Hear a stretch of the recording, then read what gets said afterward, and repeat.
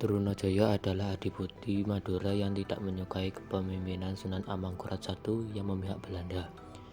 Oleh karena ketidakpuasannya itu, Trunajaya mengadakan pemberontakan yang dimulai dari Madura, terus ke Jawa Timur hingga ke daerah sekitar Jawa Tengah. Pemberontakan Trunajaya adalah pemberontakan yang dilakukan oleh bangsawan Madura, Raden Trunajaya dan sekutunya, pasukan dari Makassar terhadap Kesultanan Mataram yang dibantu oleh perusahaan Hindia Belanda di Jawa pada dekade 1670-an dan berakhir dengan kemenangan Mataram dan VOC. Perang ini berawal dengan kemenangan pihak pemberontak.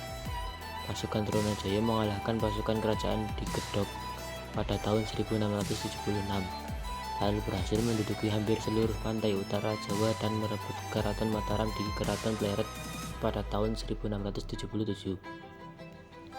Raja Amangkurat I meninggal ketika melarikan diri dari keraton. Ia digantikan oleh anaknya, Amangkurat II, yang meminta bantuan kepada VOC dan menjanjikan pembayaran dalam bentuk uang dan wilayah. Keterlibatan VOC berhasil membalikkan situasi.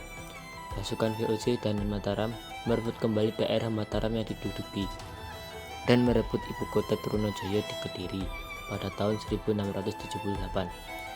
Pemberontakan terus berlangsung hingga Trunajaya ditangkap VOC pada akhir 1679 dan juga kekalahan, kematian atau menyerahnya pemimpin pemberontakan lain pada tahun 1679 sampai 1680.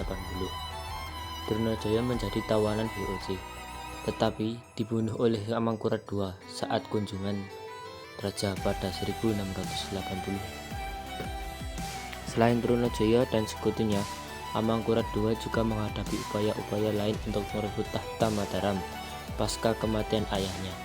Rival paling serius adalah adiknya, Pangeran Puger atau kelak Pakubuwono I, yang merebut Keraton Pleret setelah ditinggalkan pasukan Trunajaya pada 1677 dan baru menyerah pada 1681.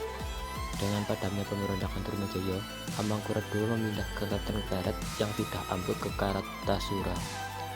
Mataram berhutang biaya peperangan yang sedemikian besarnya kepada VOC, sehingga akhirnya kota-kota pelabuhan di pesisir utara Jawa diserahkan sebagai bayarannya kepada VOC.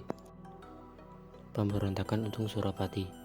Pangeran Purbaya, putra kedua Sultan Ageng Tirtayasa, ketika terjadi perang Banten menyingkir ke daerah Priangan bersama para pengikutnya. Di Priangan mereka mengorbankan perlawanan kompeni dengan bantuan musuh-musuh kompeni yang berasal dari Makassar.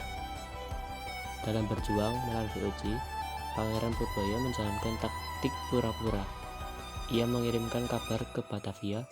Kebangkitan Nasional menyatakan bahwa dirinya bersedia berdamai dengan VOC.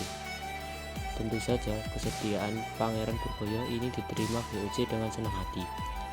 Untuk melaksanakan perdamaian itu, VOC mengutus Surapati, seorang ofisir VOC berkebangsaan Indonesia, untuk berdamai dengan didampingi oleh Bupati Sukapura dan Demak, Timbang Nganden. Selain mengutus Surapati, VOC juga mengirimkan utusan seorang ofisir Belanda. Utusan ini mengemban perintah agar Surapati kembali ke Batavia. Selain itu, kepala pasukan VOC di Priangan juga mengirimkan utusan ofisir Belanda yang pangkatnya lebih rendah dari Surapati. Oleh utusan itu, Surapati diperintahkan untuk tunduk. Tentu saja Surapati merasa terhina dan akhirnya Surapati menyerang laskar VOC hingga Tunggang Langgang. Surapati melarikan diri ke daerah Karawang, kemudian mengembara ke daerah Priangan. Atas perlawanan Surapati itu, VOC mengerahkan pasukannya untuk menangkap Surapati. Surapati terus melanjutkan pengemarannya hingga sampai ke Kartasura. Perginya Surapati ke Kartasura karena ia mendengar kabar bahwa Sunan Amangkurat II berselisih dengan VOC.